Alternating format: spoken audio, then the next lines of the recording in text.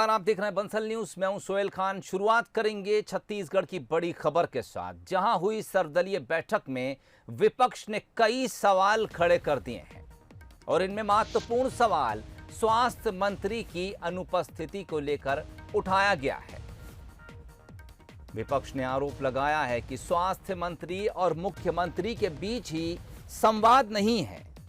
स्वास्थ्य मंत्री का पत्र अखबारों में छपता है पर कोई कार्रवाई नहीं होती। जोगी कांग्रेस की ओर से अमित जोगी ने इस पूरे मामले में हस्तक्षेप की मांग उठाई है। वहीं छत्तीसगढ़ के हालात सुधारने केंद्र से हस्तक्षेप करने को जोगी कांग्रेस ने कहा है। आपको बताएं कि आज एक सर्वदलीय बैठक छत्तीसगढ़ में बुलाई गई थी। जिनके विभाग पे चर्चा होनी थी वही नहीं बुलाए गए। मतलब सरकार में समन्वय का अभाव है। तो मैंने ये प्रस्ताव दिया है कि जो इंटरनेशनल क्रिकेट स्टेडियम है, जब खिलाड़ियों के लिए बबल जोन बनाया जा सकता है तो मरीजों के लिए भी उसका उपयोग करना चाहिए। कम से कम 15,000 बिस्तर वहां पे लगाए जा सकते हैं। मेरा यही आग्रह है। सरकार बिल्कुल भी इस मामले को लेकर गंभीर नहीं है। केंद्र को तत्काल हस्तक्षेप करना चाहिए। इसमें सबसे पहले जो हमने कहा है कि इंफ्रास्ट्रक्चर को आपको डेवलप करना पड़ेगा। अस्पताल में भर्ती नहीं हो रहे हैं, जगह नहीं है, उसके लिए अतिरिक्त संसाधन आपने क्या किया? इसके लिए हमने सुझाव दिया कि जितने आपके सरकारी हॉस्टल्स हैं, प्राइवेट हॉस्टल्स हैं, सामाजिक भवन है, और केवल भवन से नहीं होगा। पिछले समय जिन लोगों को हमने नियुक्ति में किया था, पैरामेडिकल स्टाफ है, नर्सेज हैं, जिनको आप लोगों ने निकाल दिया है, ऐसे लोगों की तत्काल भर्ती होनी चाहिए और भर्ती होने के बाद में ये तत्काल संचालित हो, जिससे लोगों को बचाया जा सके। आज सबसे बड़ी समस्या है कि लोग अप्रोच करते हैं और उसके बाद में उनकी एडमिशन नहीं हो पाती, अस्पताल में भर्ती नहीं हो पाती। वेंटिलेटर की बहुत कमी है। सरकार को वेंटिलेटर खरीदना चाहिए और खरीद करके लोगों की जान बचाने की आवश्यकता है। ऑक्सीजन के लिए लोग इधर उधर भाग रहे हैं, फिर रहे हैं, उसको सुनिश्चित करने चाहिए। देखिए, हमने पहला सुझाव ये दिया था कि इस पूरे कोरोना काल में सरकार एकमत है, ये जनता के बीच संदेश जाना चाहिए। और दुर्भाग्य से कोरोना की इस वर्चुअल मीटिंग में स्वास्थ्य मंत्री उपस्थित नहीं थे। मैंने कहा था कि स्वास्थ्य मंत्री पत्र लिखते हैं, समाचार पत्रों में छपता है।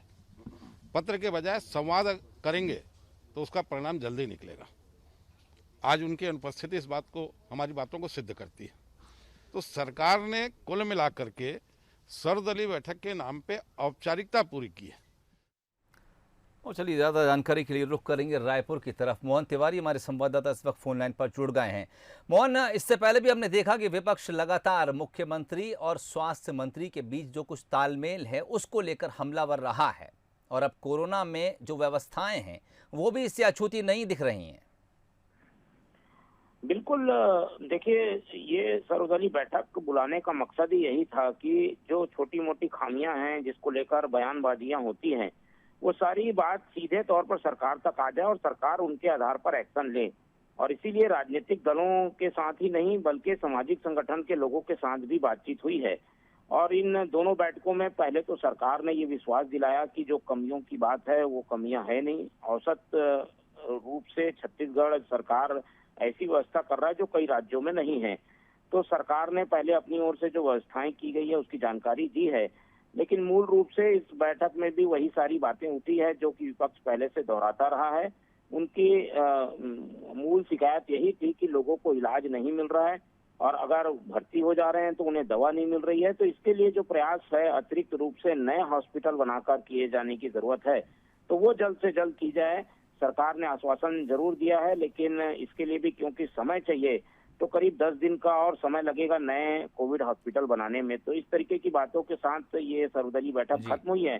लेकिन एक बड़ा आरोप ये लगा है कि आज की बैठक में स्वास्थ्य मंत्री को नहीं बुलाया गया, तालमेल की कमी है, और विपक्ष ने उन लोगों को नौकरी पर रखने की मांग की है जो कि पहले स्वास्थ्य कर्मी के रूप में काम करते थे, लेकिन सरकार आने के बाद उन्हें हटा दिया गया था। तो कुछ शिकायतें भी हुई हैं और सुझाव भी दिए गए हैं जिस पर आने वाले दिनों में अमल दिखाई देगा। चलिए, उम्मीद की जानी चाहिए कि जो कुछ सुझाव इस सर्वदलीय बैठक में सामने आए हैं उन पर अमल होगा और छत्तीसगढ़ जल्द ही इस महामारी से बाहर निकलने की कोशिश करेगा। बहरहाल बैठक में आरोप प्रत्यारोप का दौर भी चला। विपक्ष ने कड़े तेवर दिखाते हुए सरकार पर हमले किए। हालांकि सरकार ने उन तमाम व्यवस्थाओं की जानकारी सर्वदलीय बैठक में दी जो इस कोरोना महामारी से लड़ाई के दौरान लगातार सरकार कर रही है।